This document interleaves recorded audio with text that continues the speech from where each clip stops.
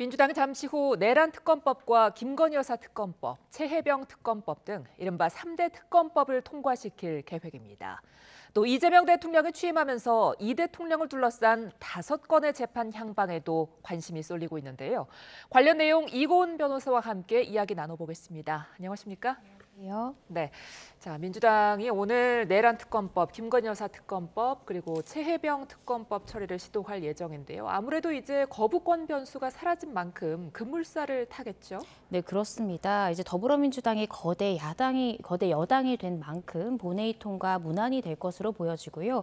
오늘 본회의에 상정이 되어서 이제 논의하기로 된 여러 가지 특검법들은 사실 그간 여러 번 이 대통령의 거부권으로 막혀왔던 그런 법안들이 해당이 됩니다. 따라서 지금 민주당 측이 주도를 했을 때 본회의 상정뿐만 아니라 통과도 무난하게 이루어질 것 같고요. 또 거부권까지 행사되지 않는다면 빠르게 시행될 가능성이 굉장히 높은 그런 상황입니다. 네, 각 항목마다 좀 더 자세히 살펴보죠. 내란 특검법의 경우에는 내란 혐의 말고도 외환 혐의까지 수사의 범위를 넓혔다고요? 네, 그렇습니다. 내란 특검법 같은 경우에는요, 현재 윤 전 대통령이 재판을 받고 있는 지금 12.3 내란 부분에 대해서도 어떤 놓친 부분에 대한 수사가 있는지, 이와 관련해서 인지할 수사가 있는지 부분에 대해서 다시 살펴보지만 중요한 건 외환 혐의까지도 그 특검 수사 대상에 넣었다는 점에 주목할 필요가 있습니다. 이 무인기를 평양에 침투를 해서 이 북한의 공격을 유도한 것이 아니냐, 어떠한 전쟁이나 무력 충돌을 일으키려 했던 것이 아니냐라는 외환 관련된 의혹이 윤 전 대통령에게 제기가 됐던 부분들이 있는데요. 이번 이 특검법의 범위 안에 이 외환 부분에 대한 의혹을 해소하는 부분도 포함되어 있는 만큼 이 외환죄 같은 경우에도 형량이 굉장히 중합니다. 사형 또는 무기징역형이 규정되어 있기 때문에 현재 윤 전 대통령이 재판을 받고 있는 이 내란 수계와 굉장히 동일하게 중한 형량이 지금 예정이 되어 있는 그 의혹이기 때문에 이번 이 내란 외환 특검법을 통해서 만약에 이 부분이 통과가 된다면 이 내란 수사와 재판에도 급물살을 타겠지만 외환 관련한 의혹 해소에도 이 특검이 집중할 가능성이 굉장히 높지 않을까 싶습니다. 네, 이재명 대통령은 직접 이제 내란 관련해서 철저한 진상 규명 의지를 밝힌 만큼 이 부분도 굉장히 좀 빨리 진행될 것 같아요. 네, 그렇습니다. 현재 발의되어 있고 이제 오늘 논의를 할 이 특검 법안 내용을 좀 살펴보면요. 네. 현재 내란 혐의로는 이미 1심 재판 진행을 하고 있습니다.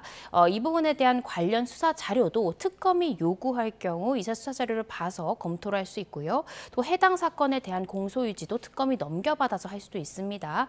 따라서 굉장히 빠르게 진행될 가능성이 굉장히 높다라는 생각이 들고요. 또 말씀 주신 대로 지금 이재명 대통령이 이런 내란 부분에 대한 척결, 이 부분을 굉장히 최우선 과제로 두는 만큼 이 특검법이 실제 통과가 되고 거부권 행사하지 않고 그대로 시행이 된다라고 하면 이 내란 관련한 재판 부분에도 혹시 공소유지에 문제가 없는지 들여다볼 것이고요. 외환 혐의에 대한 특검 수사도 집중이 되어서 이 내란 재판에 병합하는 형태의 기소를 할 가능성도 배제를 할 수 없습니다. 그래서 이 부분에 대한 윤 전 대통령에 대한 수사 굉장히 빠르게 진행될 가능성이 높다라는 생각이 듭니다. 네, 자 최혜병 특검법의 경우는 그동안 뭐 거부권 행사라든지 부결 또 뭐 폐기도 여러 차례 겪었잖아요. 그렇다면 이번에 특검법이 통과가 되면 수사는 어떻게 진행될까요? 네, 수사가 좀 더 빠르게 진척될 것으로 보여집니다. 현재 말씀 주신 이 최혜병 특검법 안의 내용을 좀 살펴보면요. 수사 그 대상에 지금 최수근 해병 사망 사건뿐만 아니라 윤 전 대통령 또한 수사 대상 범위에 들어와 있습니다. 이 윤 전 대통령 등 이 해당 사건의 은폐, 무마, 또 회유, 또 여러 가지 직무유기나 직권남용 등의 혐의까지도 철저히 들여다보겠다라고 되어 있고요. 해당 법안의 내용을 좀 살펴보면 독립성을 가지고 특검 이제 관련된 검사랄지 이 수사관들이 이 부분에 대한 수사를 집중을 해야 되고요. 기소될 경우에도 다른 재판보다 특검 검사가 공소 제기한 이 재판을 우선해서 재판해야 된다. 이런 내용까지도 특검 법안에 다 들어와 있습니다. 네. 따라서 굉장히 수사도 빠르게 진행이 될 것이지만 실제 기소까지 이루어진다라고 하면 해당 재판 내용도 굉장히 신속하게 진행될 가능성이 높지 않을까 싶습니다. 예, 김건희 여사 사건 같은 경우에는 검찰이 이미 수사를 지금 진행을 하고 있는 거잖아요. 네. 특검법이 통과가 되면 검찰 수사와 특검 수사는 어떻게 달라지게 되는 겁니까? 이제 특검팀이 꾸려지게 되겠죠. 그렇다라고 한다면 특검팀에서는 현재 김건희 여사와 관련된 많은 수사팀들의 수사 자료를 일단 이첩하라고 요구할 가능성이 굉장히 높습니다. 예. 현재는 서울중앙지검, 또 서울고등검찰청, 또 서울남부지검 이렇게 3개의 검찰청으로 나뉘어서 김건희 여사에 대한 수사가 진행 중인데요. 특검이 이제 실제로 출범할 경우에는 이 3가지 수사에 대해서 모든 수사 권한을 특검에서 넘겨받아서 수사가 동시다발적으로 진행될 가능성이 굉장히 높은 상황입니다. 이 때문에 검찰에서도 김건희 여사에 대한 이 소환 일정을 굉장히 당길 가능성이 있는데요. 지금 이재명 대통령과 또 민주당 측에서 추진할 것으로 예상이 되는 이제 검찰을 기소청으로 이제 분리해서 기소 권한에만 집중시키겠다. 이러한 지금 법안들에 대한 논의가 나오고 있지 않습니까? 예. 따라서 검찰로서는 검찰의 존재 이유에 대해서 보여줄 수 있는 마지막 기회가 김건희 수사다라고 생각할 가능성이 이제 높습니다. 따라서 특검이 추진되고 특검팀이 꾸려질 때까지 어느 정도 시간이 필요한 상황이기 때문에 예. 아마 검찰도 그때까지는 최대한의 실적과 성과를 내기 위해서 수사의 신속성을 더 가할 가능성이 높아 보이는데요. 그렇지만 특검이 출범이 된다라고 하고 특검에서 해당 검찰청으로 이 사건의 이첩을 요구하면 거부할 수는 없고요. 그 사건들이 특검으로 넘어가서 이제 전방위적인 수사가 다시 이루어지지 않을까 싶습니다. 네. 그런데 지금 이 3개 특검이 동시에 추진된다면 파견되는 검사만 뭐 120명이 넘을 거라고 하던데 통상 업무에는 차질이 없을까요? 이 부분도 여러 가지 우려가 되는데요. 예. 실제로 이제 특검에서 120명이라는 이제 인원들을 착출해 나간다고 하면 일선 검찰과 또 검찰 수사관 인력이 크게 줄 수 있습니다. 예. 네, 이 때문에 이제 일선의 이런 수사 활동이라든지 아니면 사건 해결에 있어서 차질을 빚는 것이 아니야라는 우려가 충분히 제기될 수 있는데요. 그렇지만 또 국민들이 지금 이 특검법이 지금 발의되는 이 사안에 대해서 대국민 관심도가 굉장히 높은 사안이기 때문에 많은 인력을 가동해서 최단기간 빠르게 수사를 마무리하는 것도 일선 검찰과 검찰 수사관 또 관련한 수사기관의 인력들을 단기간 내에 최대한 활용하는 방법일 수도 있어서 통상 업무에 조금의 소홀함은 발생할 수 있지만 네. 그만큼 대규모 인원들이 빠르게 수사를 마무리한다라고 하면 이러한 부작용도 최소화할 수 있지 않을까라는 생각이 듭니다. 예. 자, 이런 가운데 검찰이 김건희 여사를 과연 언제쯤 소환할 것이냐 이 부분도 궁금한데요. 어떻게 전망하십니까? 사실은 대선 전에도 검찰에서 한 차례 소환 통보를 했습니다. 실질적으로 출석 요구서까지 보냈는데요. 당시에 김건희 여사는 자신의 변호인을 통해서 대선에 영향을 줄 수 있기 때문에 대선 이후에 출석을 하겠다라는 취지로 답변한 바 있습니다. 이미 대선은 지났죠. 그래서 아마 조만간 서울중앙지검에서 재차 2차 출석 요구서를 통해서 소환을 요구할 가능성이 굉장히 높아 보이는데요. 이전에는 대선에 영향을 줄 가능성이 높기 때문에 갈 수 없다라는 것이 이유였는데 지금은 대선이 지난 만큼 아마 김건희 여사 측에서도 더 이상 어떤 정당한 이유를 주장을 하면서 소환을 거부하기는 조금 어렵지 않을까 싶고요. 이런 가능성 한번 생각해 볼 수 있을 것 같습니다. 현재 김건희 여사 특검법이 지금 발의가 되었고 이 부분이 시행될 가능성이 있기 때문에 이중 조사가 될 수 있어서 특검 출범 이후에 그곳에 가서 내가 조사를 받겠다라고 이제 이야기를 할 가능성은 남아 있지만 예. 그렇지만 검찰에서는 더 이상 기다려줄 어떤 명분이나 이유는 없어진 그런 상황입니다. 예. 자, 그렇다면 만약에 이제 김건희 여사가 소환에 불응한다면 강제 수사까지 갈 수도 있을까요? 저는 체포영장 청구 충분히 가능성 있다고 생각이 듭니다. 물론 영장 발부는 이제 법원의 몫이지만요. 예. 아까 제가 말씀드렸듯이 검찰로서도 이번 김건희 여사에 대해서 철저히 수사하는 것만이 검찰이라는 조직을 지킬 수 있는 유일한 기회다라고 생각할 가능성이 굉장히 높습니다. 예. 따라서 3개의 검찰청에서 김건희 여사에 대한 수사의 속도를 높일 뿐만 아니라 필요할 경우에는 적극적으로 강제 수사도 아마 고려를 할 가능성이 굉장히 높아 보여서요.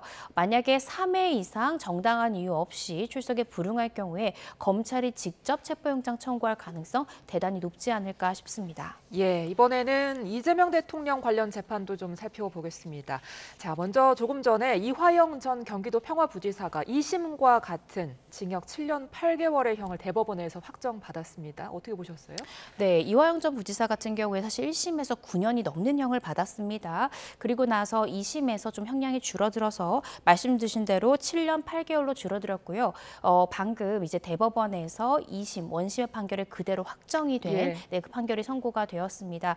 이 사건 같은 경우에는 이전 부지사가 2018년 7월부터 2022년 7월까지 이 쌍방울 그룹으로부터 3억 원가량의 이 정치자금 및 뇌물을 수수를 했고 또 쌍방울에 800만 달러의 대북 송금의 공모한 혐의를 받은 사건인데요.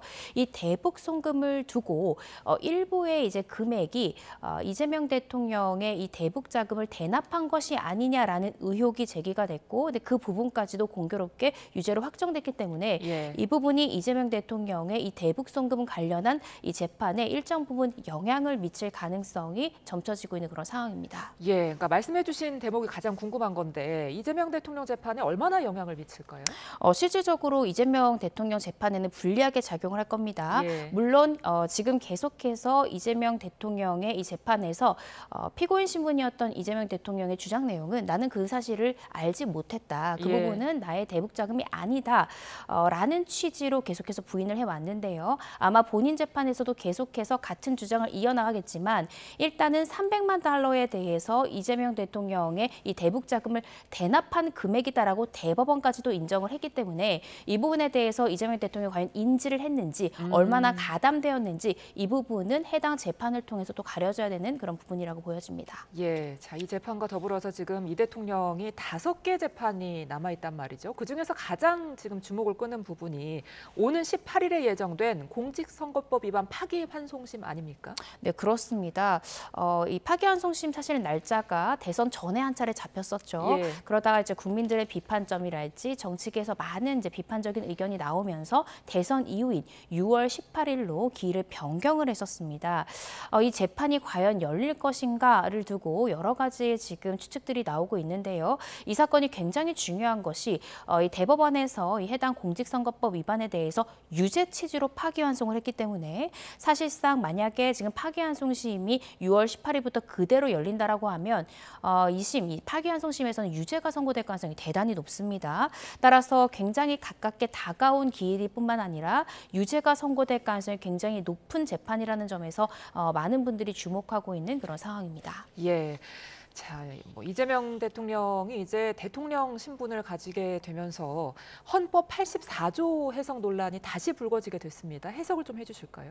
네, 이제 현직 대통령 신분이 됐잖아요. 현재 대통령 같은 경우에는 내란, 외환의 죄를 제외하고는 형사상 소추되지 아니한다라는 헌법 84조의 규정을 두고 대통령이 된 이후에 이제 공소제기 부분에만 이러한 절차가 정지되는 것으로 봐야 되는 것인지 아니면 대통령이 되기 이전부터 예를 들어 이재명 대통령 같은 경우에는 5개의 재판을 받는 과정 중에 대통령으로 당선이 되었는데 그렇다라고 한다면 이 5개의 재판을 중단을 해야 되는 것인지 그 소추의 의미를 어디까지 해석해야 되는지를 두고 많은 견해들이 나오고 있습니다. 그래서 이 부분에 대해서 중단이 기존에 받아왔던 재판도 중단이 돼야 된다라고 해석될 경우에는 5개의 재판이 중단되게 될 것이고요. 그렇지 않고 계속해서 진행되는 것이 맞다. 대통령 이후에 기소되는 부분에 대해서만 84조가 적용된다라고 해석을 한다면 이 부분에 대한 건 중단 없이 계속 진행이 될 것입니다. 민주당 측에서는 이런 부분에 대한 어떻게 생각하면 재판이 진행될 부분에 대해서 그 가능성을 최소화시키기 위해서 많은 개정안들을 지금 발의를 하고 있습니다. 실질적으로 형사 절차를 정지하는 한 가지의 사유로 피고인이 대통령으로 당선됐을 때 형사 절차를 중단할 수 있다라는 지금 부분에 대한 개정안도 추진하고 있어서요. 만약에 이 부분에 대해서 통과가 되고 거부권 없이 그대로 추진이 된다라고 하면 해당 법률상 이 절차가 정지될 가능성도 우리가 생각해 볼 수 있을 것 같습니다. 말씀해 주신 것처럼 이 형소법이 개정되게 되면 이재명 대통령은 5개 재판 모두가 중지되게 되는 겁니까? 네, 그렇습니다. 현재 지금 민주당 측이 주도적으로 지금 추진하고 있는 형소법 개정안, 소위 이제 재판 중지법이라고 하는데요. 이 부분이 그대로 통과가 된다, 시행이 된다라고 하면요.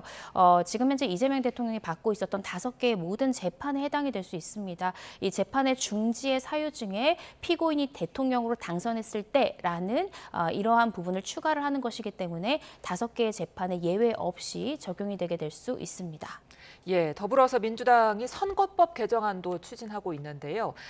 이 개정안이 처리가 된다면 이재명 대통령이 면소 판결을 받을 수 있다고 하더라고요. 네, 그렇습니다. 아까 말씀드렸듯이요. 이재명 대통령이 이제 받고 있는 5개의 재판 중에 가장 많은 분들이 주목하는 것이 바로 6월 18일에 예정된 공직선거법 위반 파기환송심입니다.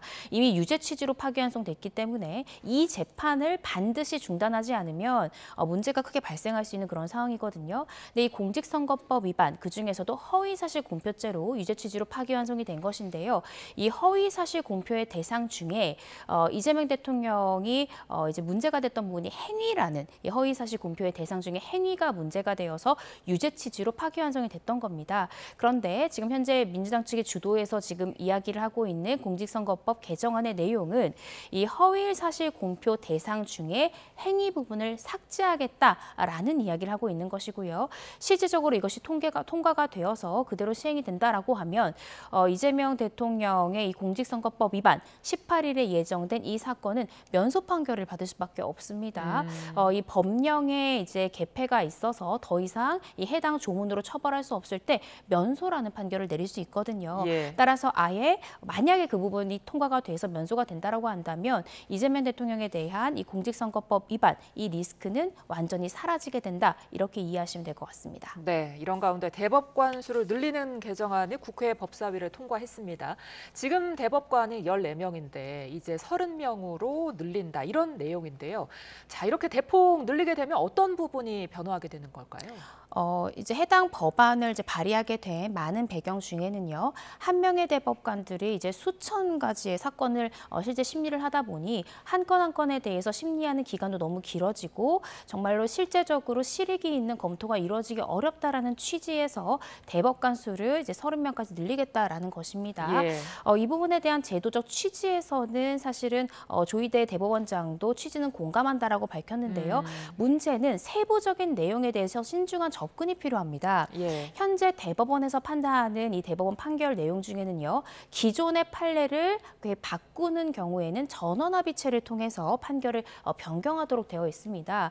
지금까지는 대법관의 숫자가 14명이었기 때문에 14명이 전원이 이제 출석을 해서 참여를 해서 이제 판결을 바꿀지 이 부분에 대한 판단을 어떻게 할지에 대해서 결정을 내리면 됐는데요. 예. 이것이 30명까지 늘어날 경우 이 전원합의체의 구성원의 이 성원을 어디까지 가져가야 될 것인가, 또 소부를 어떻게 나눠야 될 것인가, 이런 굉장히 세부적이고 신중한 접근들이 필요합니다. 그래서 네. 이 부분에 대한 논의 또한 굉장히 신중하게 이루어져야 되는 시점이 아닌가 싶습니다. 네, 끝으로 검찰 개혁 이야기 잠깐 해보겠습니다. 이제 검찰의 기능과 권한이 좀 축소될 걸로 보이는데요.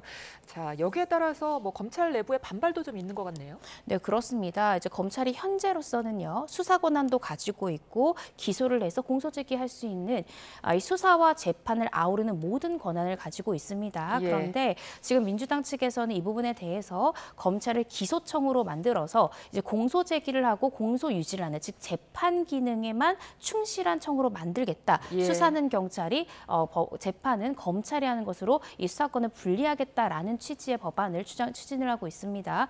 이 부분에 대해서 검찰 내부에서는 당연히 반발이 많을 수밖에 없습니다. 예. 실질적으로 수사를 했기 때문에 공소유지를 굉장히 효율적으로 진행을 할 수도 있었고요. 또 영장 신청과 청구에 있어서의 이 사법적 견제나 이런 부분들도 충분히 가능했던 순기능도 있었기 때문에 이 부분이 대폭 기소청으로 바뀌고 또 검찰의 권한이 대폭 축소되는 부분에 대해서 내부에서는 반발이 굉장히 많은 것이 사실이고요. 실질적으로 이 부분 때문에 일부 이제 검사들 같은 경우에 정말 퇴직까지도 고려하는 그러한 언론 보도 나올 정도로 검찰 내부의 동요가 굉장히 있는 상황이다라는 생각이 듭니다. 예, 알겠습니다. 오늘 여기까지 듣겠습니다. 지금까지 이고은 변호사와 함께했습니다. 고맙습니다.